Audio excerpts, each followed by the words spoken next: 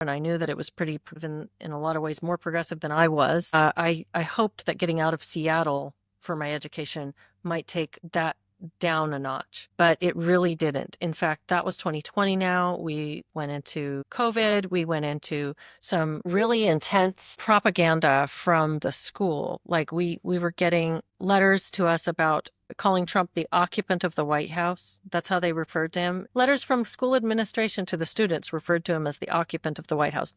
They told us that we needed to fight for defunding the police. The school told us that. They told us how we were supposed to respond to all kinds of things. The January 6th thing was an insurrection, the violence of which this country has never seen.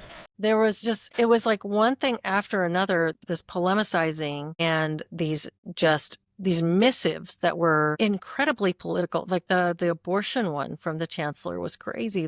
There was no sense that you're talking to a group of adult human beings who might possess that kind of diversity that you're always talking about. We might come from different backgrounds. We might be of different religions or even just different places in the United States where people have different values. It was like we were monolithic, and they were sending us our activation materials. I want to go back for a second to this course where you got insufficient credit. I forgot how you say it.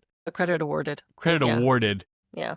It almost feels like, it does feel like, we don't really care the quality of the essays that you wrote or anything like that, or if you could pass a test. We care about the heart change. It's like this is like a fanatical religious cult, and we can tell you're not a true believer, and that's the only reason you're here. And so then you go into this other program, you're supposed to have already had this religious conversion experience, so of course you'd want to defund the police. That's the whole point of therapy for some reason, is to defund the police, right? Yeah. So I'm wondering if that lines up for you. It lines up very well for me, because one of the things that we were told in that multicultural programming, that initial course, was that our number one role as counselors was to be activists.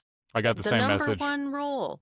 Yeah. And then, so you're right. I mean, that's a priming. That's why they want to get that through you during the very beginning of that program, because then they're grooming you to be ready to take their activation orders for your activism throughout the rest of the program. We're supposed to degender everything. Don't refer to women as women. Call them people with vulvas.